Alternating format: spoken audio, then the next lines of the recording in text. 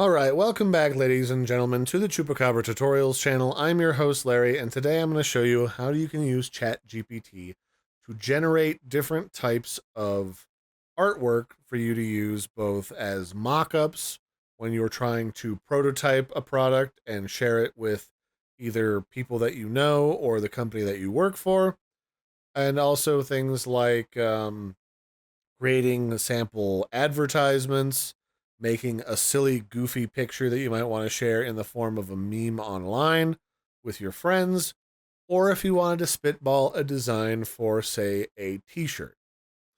So the first one I'm going to say we're going to do is, very frequently I do tutorials about how to do things on an Android phone, and one of the things I'm constantly Googling for is a hand holding a phone that you can easily Photoshop some info on the screen to represent a thumbnail. So generate a highly detailed image of a hand holding an Android phone on a transparent background.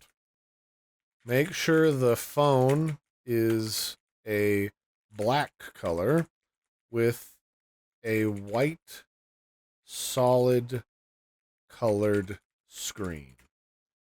The hand holding the phone can be any ethnicity. Just make sure it looks like a real hand with the correct number of fingers and a thumb. And then we can have that generate that. Now, unlike the text side of things, where you ask it a text-based question or you ask it to write something, the image generation portion of ChatGPT and other bots takes a little bit longer because it takes the server longer to input what you asked it for and then sort of slowly start to compile and cobble together what sort of layout it thinks that you want based upon its reference material for images. It could have a hand to the side, it could have a hand straight on. It just sort of depends. So one thing that's working better than the last time I had ChatGPT do this, which was I think over 8 months ago, it's actually given me a hand with fingernails, and I didn't have to specifically ask it to put the fingernails back. It's got 4 fingers and 1 thumb, and it doesn't look like there's a giant chunk of the palm missing underneath the phone, and it's even given me some hair. So that's excellent. I could now copy and paste this into Photoshop and use this as one piece, a part of many that you could use to then put together a thumbnail about an Android tutorial. Similarly, if you wanted to mock up a menu for a new restaurant, you could ask, generate an image of a realistic looking and also tasty looking double cheeseburger. In this case, make it look like a smash burger style double cheeseburger with tomatoes and or lettuce and onions with a poppy seed bun. Make sure it's on a transparent background and then hit enter. Now, something else that I've noticed that the bot has gotten better at over time is generating a transparent background. It used to be if you asked it for a transparent background, it would give you the checkerboard pattern that you would see in Photoshop and other image editors that represents a transparent background, but it would not actually be transparent. So you'd then need to, if you wanted to mock it up, put it into another program and cut out the image.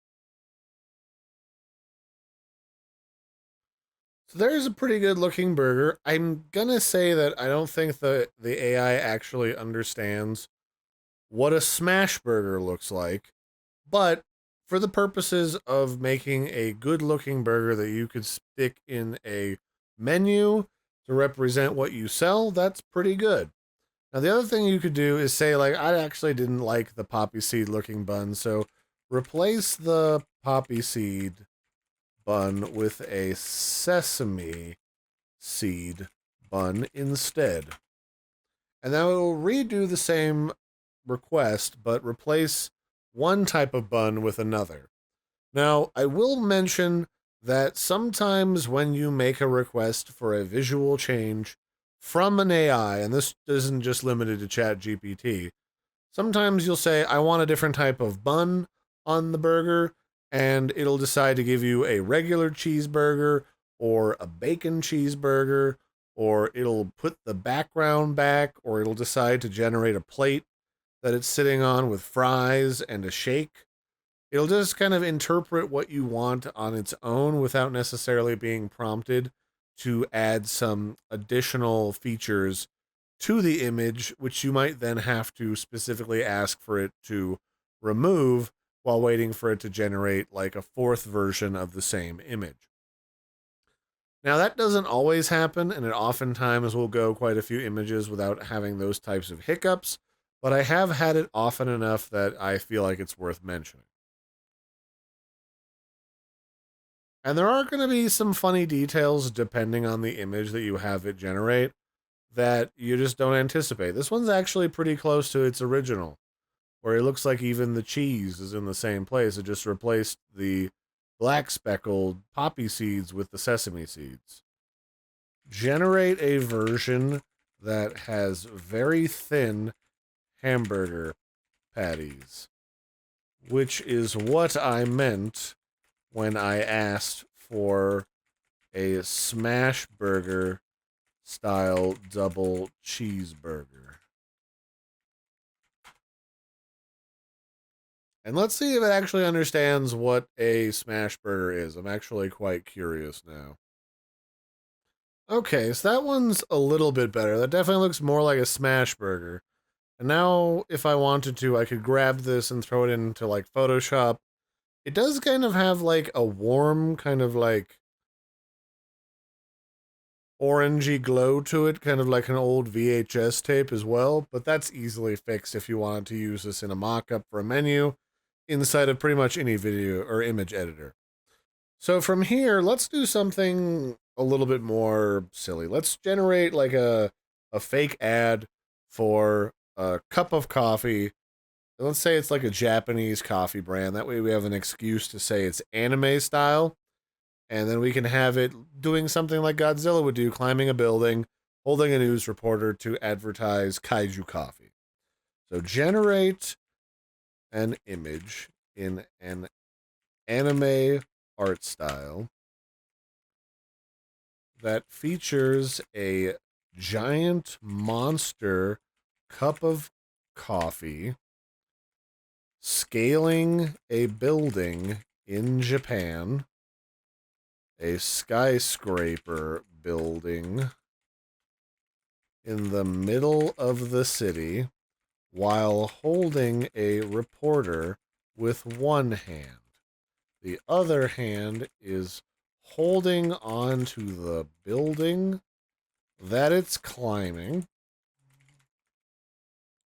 Around the monster coffee in the sky are fighter jets shooting coffee missiles at the creature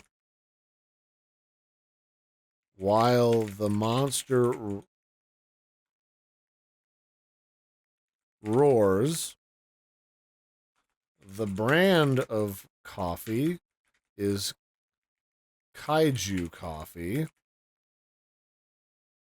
This at the bottom of the image, write out a slogan in sans serif letters that says monster taste for monster thirst.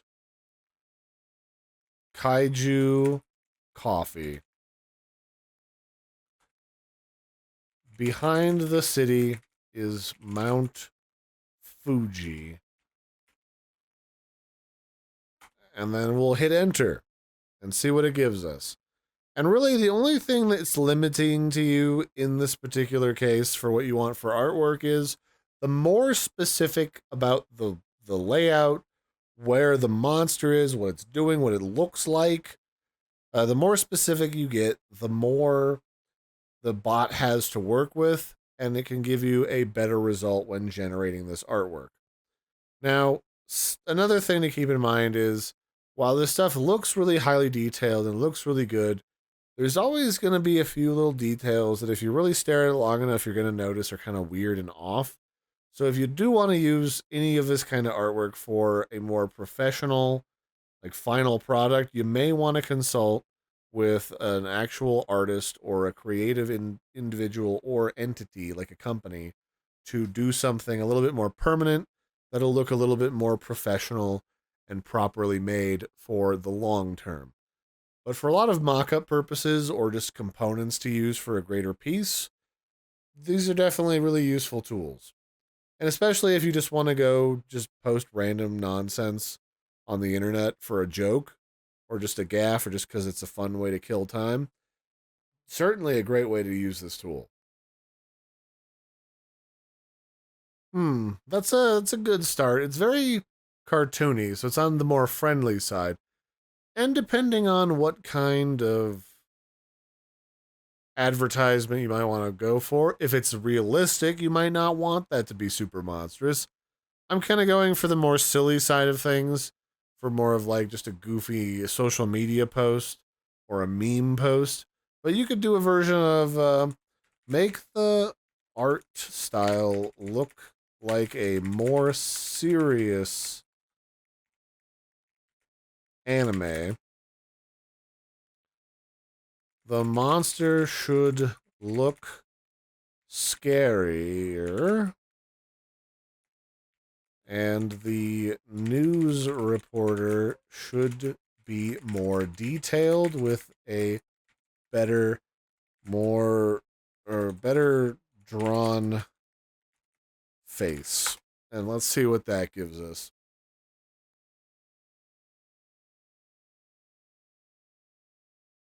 All right, well, not quite what I wanted it to do. It made the coffee cup more monstrous looking, but its hand doesn't look like it's phasing through the building and it's not holding the reporter. So for the here, I'd try to tell it to get the reporter to be held in its hand and also for the other hand to be looking like it's actually clawing into the building. But for the most part, for a silly image, this one wasn't too bad, and it did a good job refining these other ones to give me exactly what I wanted. So that's just a basic look at what you can do with different art requests on top of or in ChatGPT. It's really, again, just limited to what you can ask for as far as like putting in a lot of detail in your description and in what you're telling it to generate. It can do portraits. It can do realistic. So a bunch of people got in trouble for making it mimic Studio Ghibli at one point. You can do cartoony. You can do hyper realistic, 3D, 2D. It's not going to generate a 3D model for you as far as I'm aware, but it can make stuff that looks like it's more three-dimensional as opposed to just a flat drawing. You can, and I know a lot of people like to use it for things like mocking up t-shirts or making posters or drawing different things. So give it a shot and see if you can make anything that you think is useful, kind of cool enough to share. Maybe it's funny, whatever. It's there. And the only limitation is your ability to describe exactly what it is that you want. So that'll be it for this one, ladies and gentlemen. I've been your host, Larry. Don't forget to like and subscribe, and I'll catch you next time. Bye, everybody, and have a good one.